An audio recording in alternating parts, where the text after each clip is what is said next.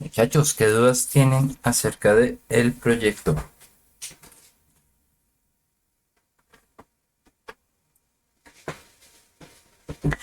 Bueno, pero eh, discúlpeme acá.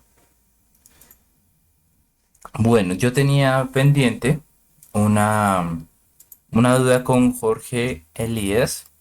Me había preguntado por correo acerca de un error que tenía en un montaje. Eh, entonces voy a mirar acá.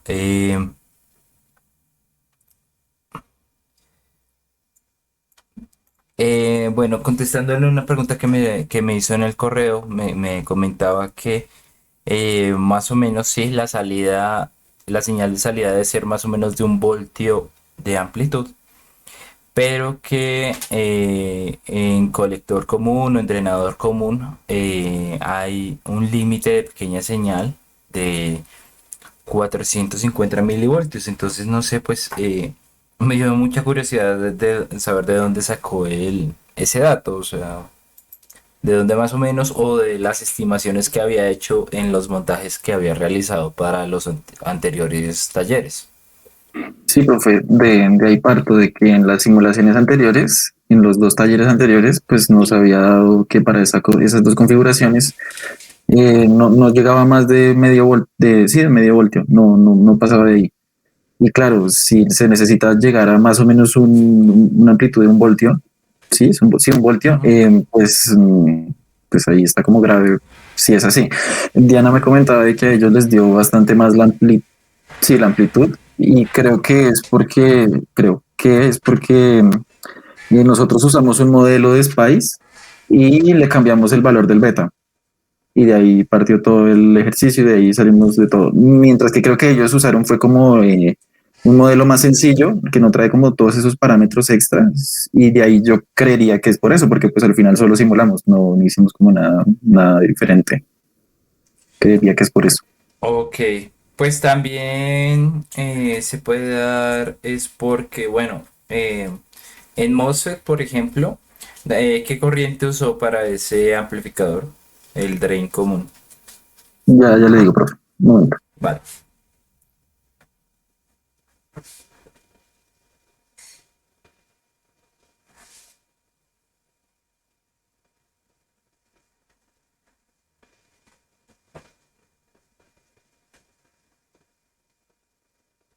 Esa configuración era el circuito 3, si no estoy mal, o era el 4. Creo que era el 3, si no estoy mal. El 3 tenía una corriente de 6 miliamperios. Sí, Mm, bueno, es que la salida en pequeña señal, o bueno, el límite, lo que uno denomina límite de pequeña señal o límite de funcionamiento en la región de saturación en los MOSFET, está muy delimitada por lo que es la corriente que usted utiliza. Si usted utiliza una corriente más alta, puede alcanzar a tener o sea, una distorsión menor cuando tiene señales grandes, y más aún puede abarcar, pues, o sea, puede tener a la salida un límite mucho más grande, ¿vale? sí, profe, pero eso se puede evitar si uso un BJT. En BJT no toca tener tanto cuidado con esa parte, o igual. Bueno, ¿qué pasa con BJTI y con MOSFET? En MOSFET usted puede tener señales de entrada más grandes, ¿sí? No significa que en BJT no se pueda tener, por ejemplo, una señal de entrada de 1 voltio en una configuración colector común. Se puede, pero normalmente la distorsión que se crea, pues hace que sea más conveniente utilizar de pronto MOSFET. Pero bueno, eso es dependiendo de cómo diseñe usted, ¿sí? En MOSFET normalmente sí se admiten unas señales más grandes que en BJT, en general para todas las configuraciones.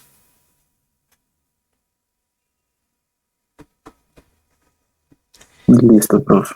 ¿Listo? Pues puede revisar ahí. Igualmente, un, bueno, tengamos en cuenta que, bueno, la idea es no salirse de región de saturación o región activa, ¿sí? Correspondientemente MOSFET o VJT. Ya si hay una debe de desviación o sea, por lo que es la respuesta no lineal que tienen ambos elementos, pues eh, digamos que eso podría ser entendible, ¿sí? En algún momento de presentar el funcionamiento del amplificador. Eso pues no tiene tanto lío porque pues se sabe que es como se están tratando señales tan grandes, no, o sea, obviamente con esa cantidad de voltaje aflorará mucho lo que es el comportamiento no lineal de ambos elementos.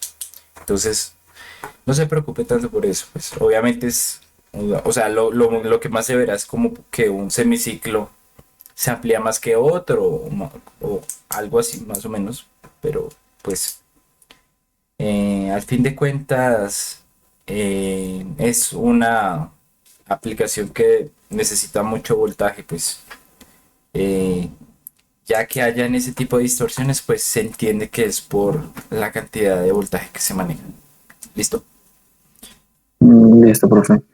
Pero de ahí yo pregunto por qué nos daba pues tan diferente la simulación. O sea, porque el límite de señal nos dio tan raros y pues al final solo era, en el caso del BJT, que pues debería entonces haber dado más o menos un voltio y nos dio como 400 milivoltios, así. ¿Por qué la diferencia? Bueno, en principio por el voltaje, o sea, puede ser por dos cosas. La corriente que está utilizando y la diferencia de voltaje que hay entre pues el colector emisor y, y la resistencia que usa en el emisor. Am, Hay veces que se le deja mucho voltaje al colector emisor y poco a la resistencia de emisor. Entonces, si usted tiene esa resistencia es un poquito más pequeña, lo que va a pasar es que como la señal de salida es grande, pues en algún momento le podría estar rozando, o sea, eh, rozando con el límite de ya para salirse de región activos, ¿sí? Entonces, ¿eso cómo se soluciona? Pues tratando de darle un poquito más de voltaje eh, para esta. No sé si lo comenté en la solución. Pues es que no tuve tiempo y pues subí la solución del taller anterior, aunque me pareció que estaba bien completa, pero del semestre anterior. Eh, Más o menos la recomendación es dejar la mitad de voltaje para la resistencia de emisor y la mitad de voltaje para el colector emisor. De tal manera que si usted tiene 9 voltios, eh, y en la mitad, más o menos hay un 4.5, 4.4 voltios. eh, que suba un voltio para arriba, que disminuya un voltio para abajo, ¿sí? Que haya 5.5 voltios o 3.5 voltios, obviamente no va a hacer que se salga de región activa el colector común. Entonces, pues, es como una buena práctica hacerlo así, ¿sí? Porque hay veces, como ya vimos en algunos casos, la limitación está que la resistencia o que el voltaje en DC no es lo suficientemente grande comparado con el voltaje AC, ¿vale? ¿Me hago entender? Sí, sí, profe. Sí. Sí, o sea, tocaría mirarlo detalladamente, pero pues normalmente esas son las razones. Y pues ahí no sé si todavía tiene el problema, eh, y para que de pronto me se lo explicara bien el problema que tenía con las resistencias. Eh, no, profe, ya el circuito funciona. Ujú. Ya, sí, el preamplificador ya sé lo que tiene que hacer, pero me sigue pasando. No recuerdo si en las demás, en los dos talleres pasados fue lo mismo, pero cuando no conecto la resistencia de drenador, sino que la dejo a un nodo cualquiera y mido resistencias, pues da lo que tiene que dar.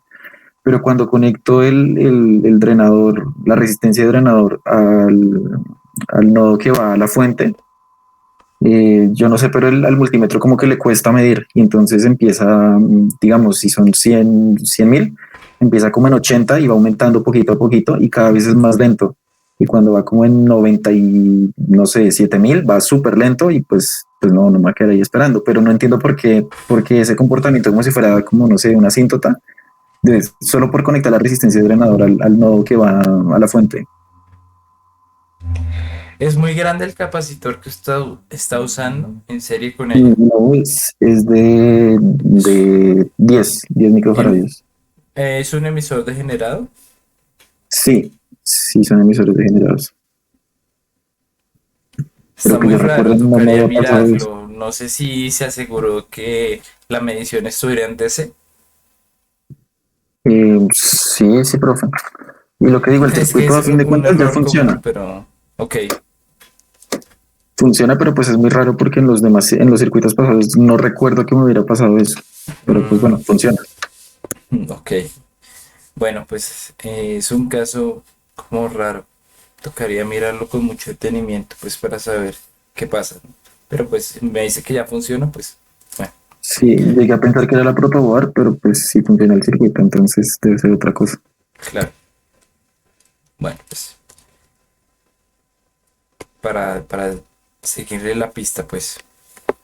Aunque normalmente esos amplificadores que uno utiliza al comienzo no deberían tener tanto problema y no hay necesidad de que manejen tanto bateaje o tanta corriente, siendo que lo que reciben son señales muy pequeñas, pues no necesitan una señal exageradamente, una corriente exageradamente grande para, para pues, para pues el manejo que se le está dando, sí.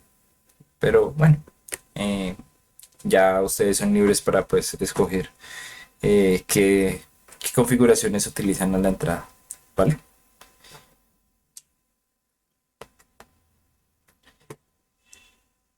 Bueno, muchachos, entonces los escucho. Dudas. Ya, profe.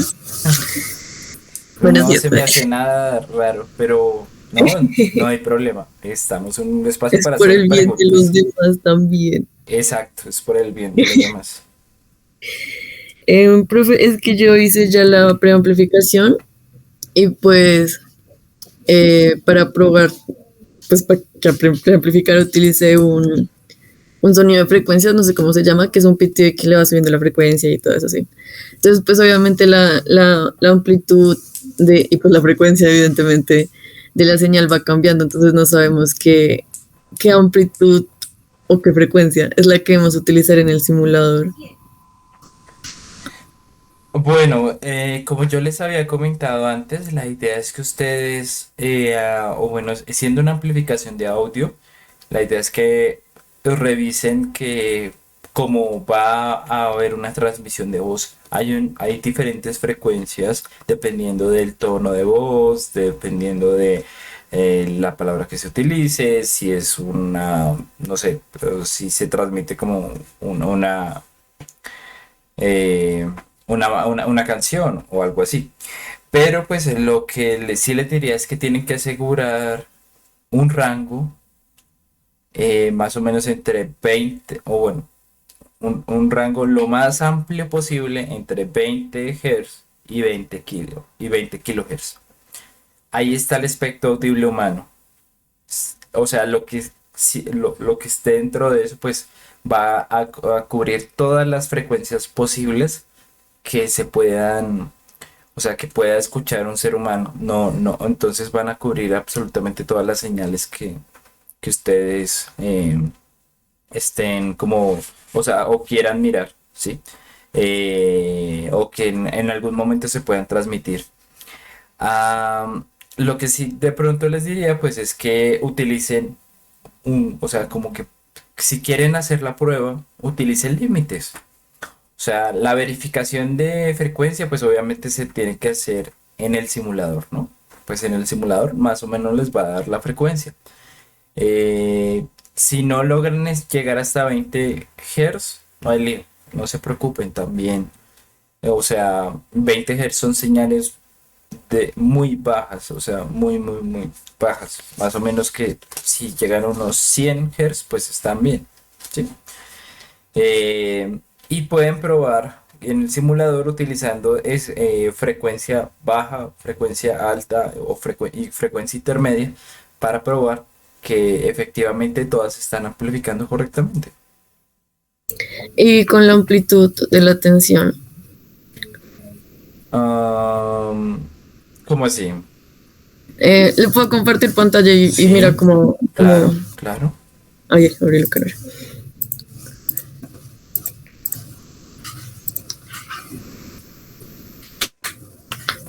Eh, este es está de lado, pero ya que el resultado, y si ve la amplitud va cambiando, pues porque la frecuencia, amplitud. Bueno, habría que... Ah, pero ustedes le están poniendo un tono justamente al lado del micrófono. Sí, señor. Ah, ok, súper chévere. Ahí pueden verificar que efectivamente es el tono a la frecuencia que les dice el celular. ¿Por qué sube? ¿Por qué baja? Bueno, pues ahí sí no sabría de pronto bajo qué condiciones. Si todo está fijo, si todo está ahí bien puesto, pues no debería subir y bajar. Ah, de pronto cambia la intensidad, cambia la amplitud de la señal cuando ustedes suben y bajan la frecuencia. Cuando eh, al principio, cuando está en frecuencias como es que no, debajo de los 700 sí es muy bajita, pero ya después cuando llega como a 1 kHz está en 600 milivoltios. Bueno, pues eso ya sería cosa de pronto de la intensidad de sonido, pues creo yo.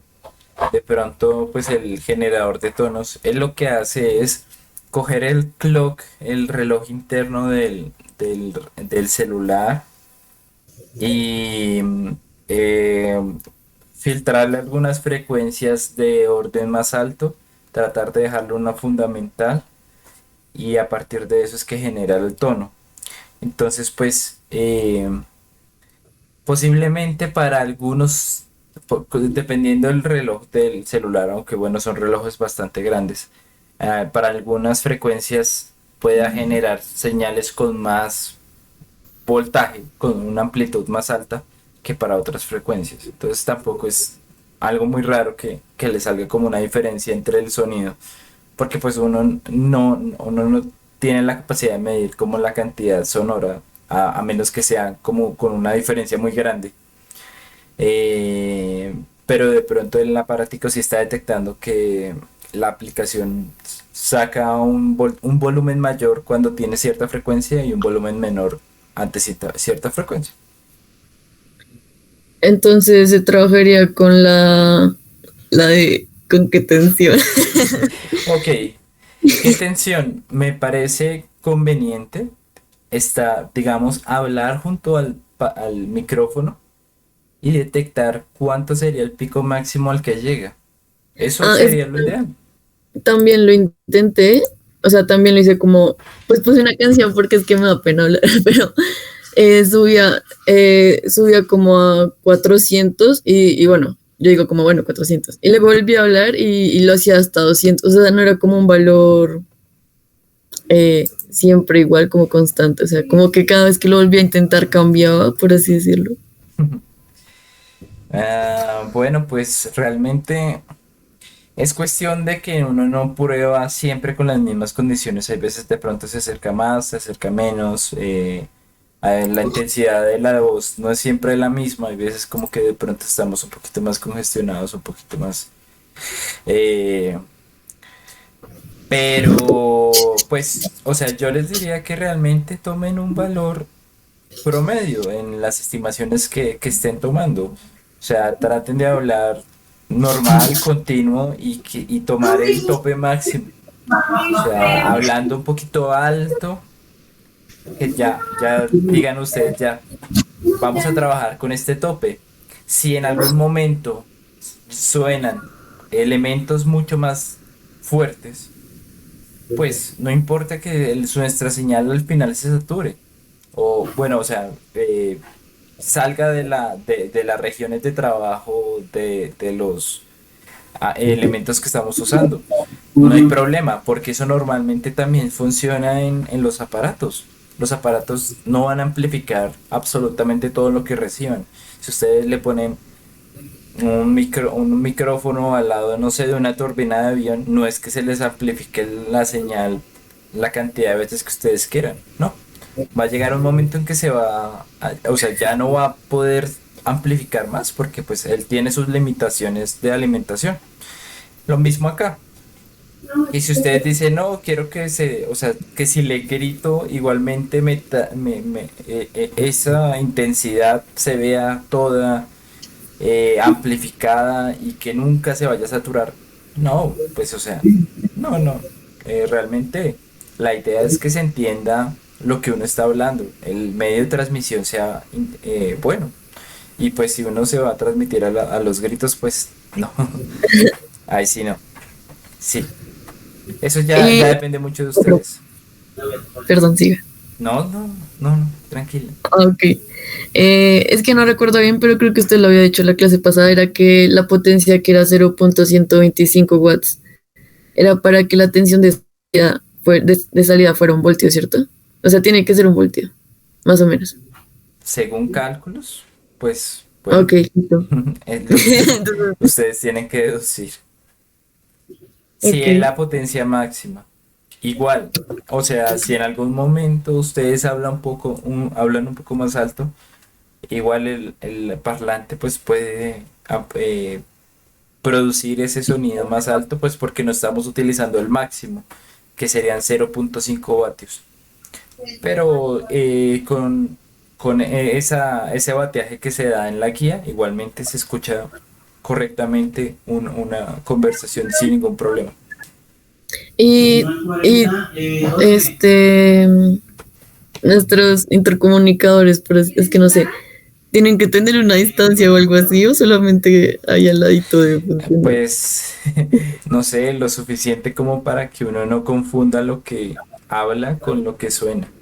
No tiene lío. Normalmente lo hacíamos como en el laboratorio de un banco al otro, que tienen como una distancia máxima que 2 metros. Ok. Sí, eso sí, no se preocupe por ese tipo de cosas, pues. Sí, como para que o sea, como vamos a ver todo funcionando, pues eh, en qué, Video. en video, sí, pues así detrás de una cámara, pues la idea es que se diferencie una cosa de la otra, ¿no? Pero bueno, no se preocupen, o sea, traten de mirar que pues tenga coherencia, ¿no? Eso es como lo único. Profe, es que nosotros teníamos planeado hacerlo con señales lumínicas, o sea, con un biofotosensor, creo que se llama. Pero creo que la señal se atenúa mucho a 1 metro. Entonces, Bueno, eso es que probando ese tipo de cosas uno ve que, por ejemplo, aunque uno utilice un diodo láser con una fotorresistencia, igualmente influye mucho la luz que haya. En el laboratorio lo que hacíamos era apagar la luz y que solamente depende, o sea, tener una medición estándar con la luz apagada, solamente viendo, o sea que en general casi la única luz que hubiera es el haz de láser, ¿sí? Si lo quieren manejar también con LEDs foto, perdón, LEDs infrarrojos, pues ahí también la luz que nosotros vemos es solo una parte de la luz que hay en el ambiente, también hay luz infrarroja. Entonces, si apagan la luz, también van a tener una medida muy distinta. Obviamente se atenúa mucho, pero entonces, pues, como en este momento estamos trabajando bajo, pues, condiciones como muy adversas, pues la idea es como tratar Ujú. de que esas condiciones no afecten mucho. Entonces, por eso, pues, es válido poderlo probar bajo oscuridad.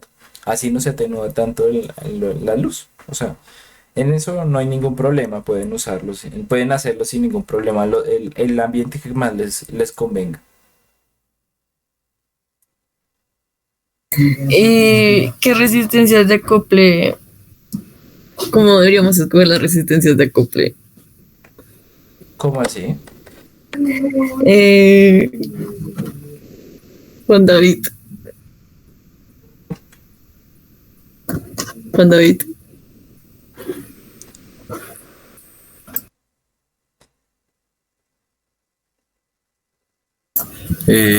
Pues, o sea, la pregunta sería como, es que hemos visto que entre circuito y circuito, entre amplificador y amplificador, debe haber como una resistencia de acople, pero no he entendido muy bien para qué y no Mm, sabemos qué valor poner. no, normalmente se pone o sea, por ejemplo, en las simulaciones que yo realizo, por ejemplo, en el circuito cascada yo puse una resistencia a la mitad, pero es únicamente para, para realizar mediciones, ¿sí? Si igualmente quieren ponérsela, que como les digo, no es 100% necesario, aunque pues, bueno, puede llegar a ser una buena práctica de tal manera que siempre haya como un desfogue de corriente. Utilizar resistencias grandes es lo ideal, más de 10K, de tal manera que no les intervenga con las impedancias de entrada o las impedancias de salida de los amplificadores que tienen como en la mitad. Ok, profe. Sí, o sea, eso no tiene mucho lío, Gracias. pero si lo quieren hacer, como les digo, es una buena práctica. Lo importante es que según las mediciones que ustedes tengan, no intervengan en esa dinámica de impedancia de entrada, impedancia de salida entre etapas. Es lo único. Pero de resto lo pueden usar sin ningún lío. Listo, profe. ¿Listo? Ujú. Bueno, más preguntas, muchachos.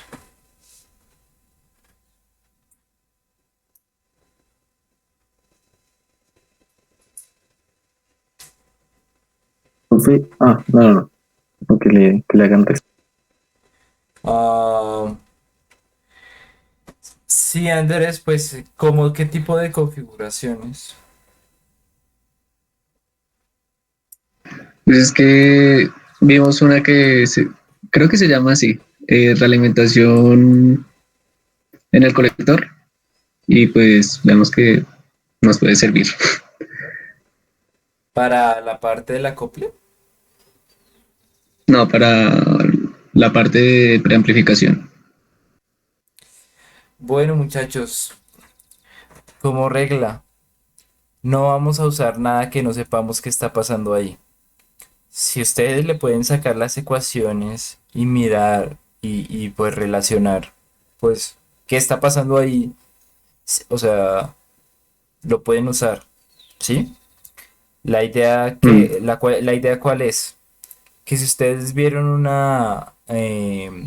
vieron algo en internet y dijeron, uy, esto está como bueno, pero no lo vimos. No sabemos cómo funciona, pero funciona. No, la idea no es esa.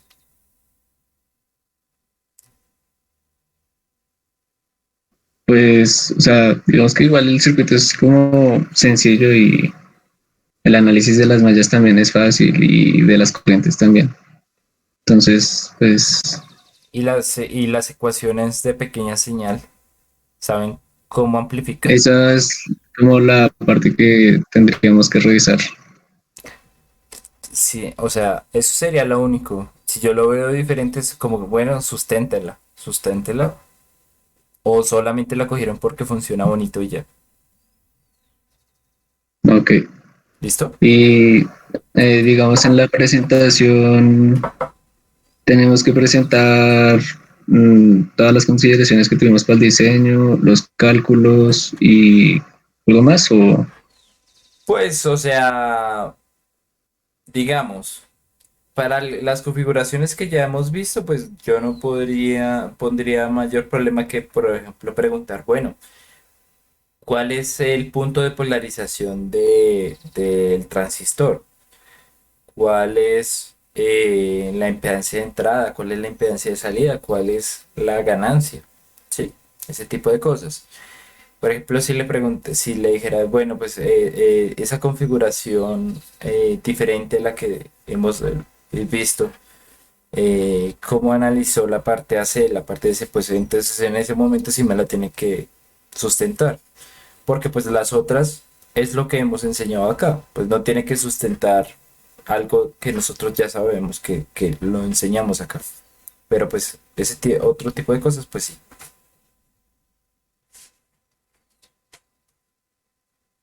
listo, profe. ¿Listo? Bueno, eh, iba a comentar a otros compañeros.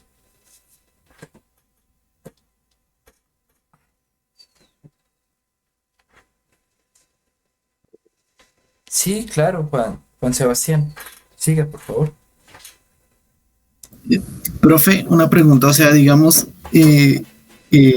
o sea, con las configuraciones que uno haga, toca hacer, o sea, presentar la recta de carga y la recta de carga dinámica, o sea, por cada configuración. No, ya tanto como eso, no, no, no, no, o sea, pues si es su forma de diseño y la sabe sustentar rápido, pues bien, pero de resto no, no, o sea, pues si no, si no las usan para el diseño, pues yo no veo por qué, no, ya tienen que, o sea, ya estamos en un nivel más macro que donde vemos más o sea, para qué se implementan las cosas que más aún que, pues bueno, como se verían detalles de polarización y ese tipo de cosas.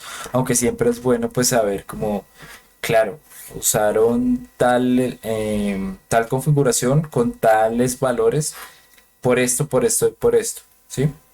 Pero entonces son como detalles que ya, o sea, son detalles importantes, pero pues ya mostrar todo, por ejemplo, absolutamente todo lo que tenían que mostrar en los talleres, no, ya no, ya, eso ya no vale la pena.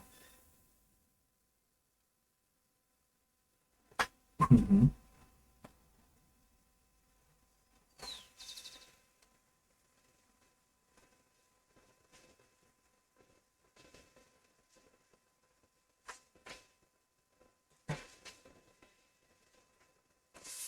Entonces, muchachos, ¿más preguntas?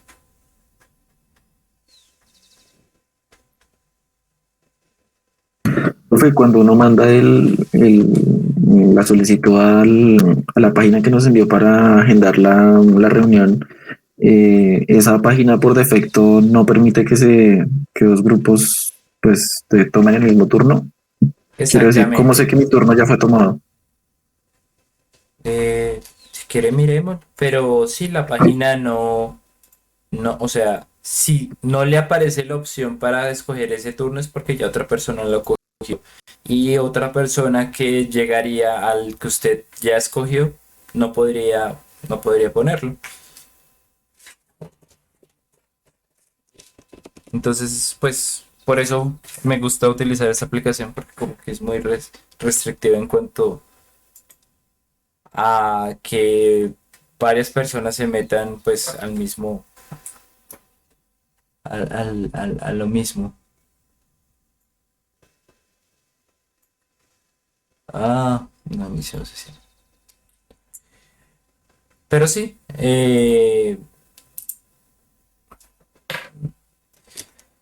no recuerdo.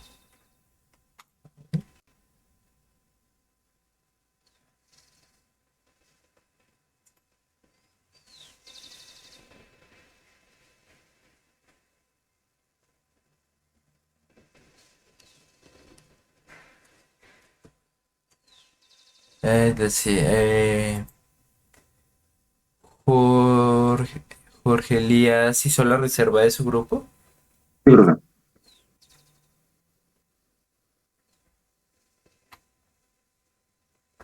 Uy, no sé por qué no lo tengo acá. Sí, profe, ahí me veo. Ahí estoy debajo del grupo 8. Ah, ya, ya, ya, perdón, no lo había visto. Jorge Elías. Miércoles a las 2. No, lío. Y como ve, solamente hay un horario por cada persona que puso, pues, que reservó. ¿Listo? Listo, profe. Gracias. Vale. Bueno, ¿más preguntas, muchachos?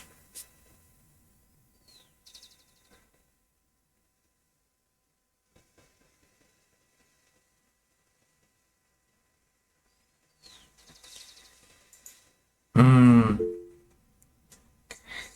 bueno, de pronto, si no tienen más preguntas, les voy a comentar una cosa como importantica. Ese, eh, ¿Qué pasa? Con lo que respecta al parlante, pues uno dice, wow, o sea, la potencia máxima que puede, la potencia máxima que aparece eh, en él, pues es como de pronto un poco restrictiva si vamos a considerar que, o bueno, pues nosotros queremos que se transfiera cierta cantidad de potencia, pero en algún momento decimos, venga, pero ¿qué pasa si nosotros eh, tenemos algún problema con el condensador que hace como esa división entre la parte AC y TC y la parte que solamente utiliza AC? Hay veces se presentan algunos problemas en cuanto a eso.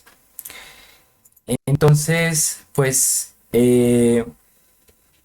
¿qué he de decirles? Ese límite que tiene el parlante es esos 0,5 vatios, es la capacidad que tiene el parlante de transformar una señal eléctrica y eh, convertirla en impulsos mecánicos, que es lo que es el sonido.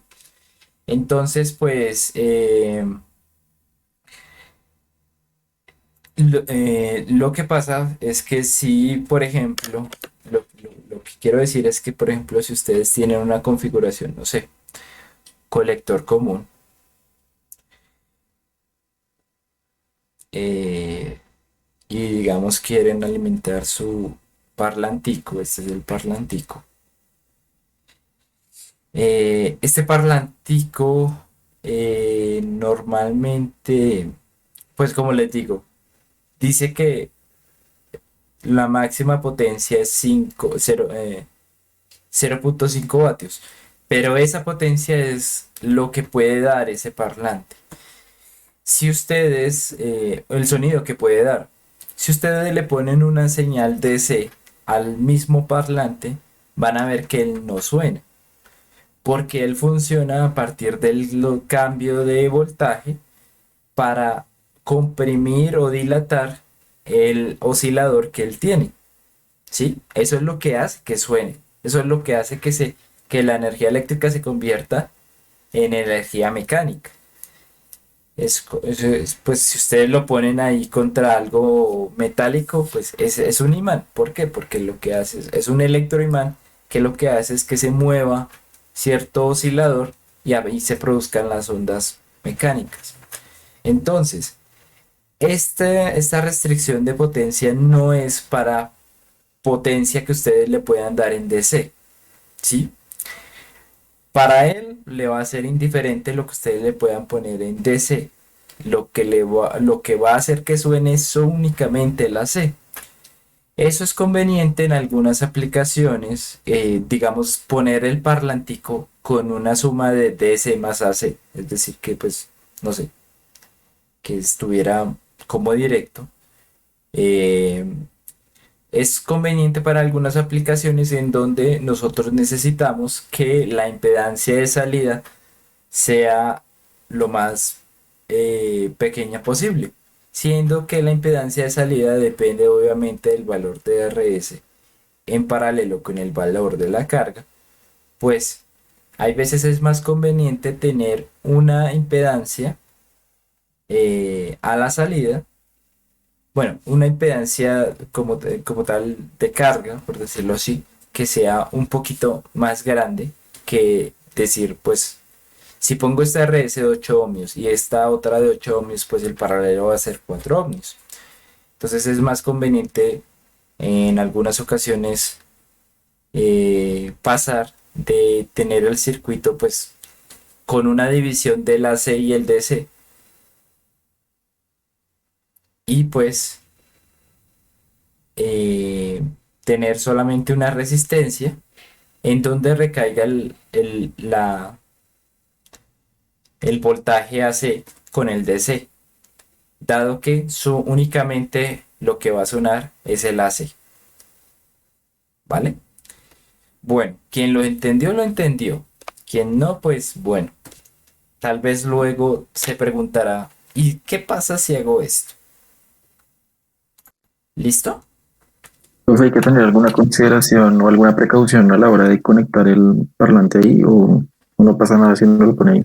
O sea, que Creo se que funda o algo así. según el datasheet máximo puede aguantar un voltaje DC de creo que unos 9 voltios, creo, 9 o 10 voltios.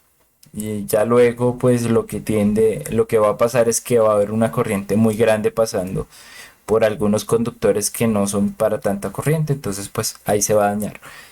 Pero en otros casos, pues no tiene tanto problema.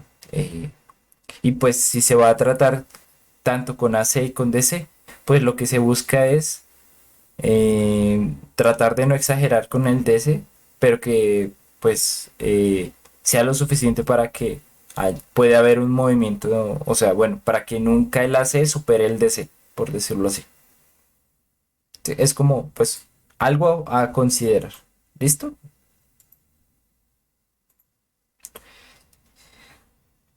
Como les digo, quien lo entendió y si le sirve, eh, pues bien, plantéenlo con cuidado, pero si lo pueden hacer, les puede solucionar bastantes problemas, ¿vale?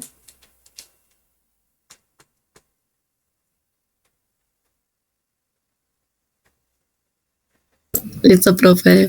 Vale, listo muchachos, entonces, nada, cuídense pues, estoy pendiente de más dudas, como les digo, siempre es más difícil por el correo, sobre todo pues estos fines de semana, después ya tengo 3 trabajos distintos, entre semana prácticamente pues trato de dejar todo listo y el fin de semana perderme, eh, pues bueno, creo que cambio tranquilidad o cambio, estoy cambiando tiempo libre por plata y pues ya voy a decir, bueno, pues voy a dejar un espacio para mí.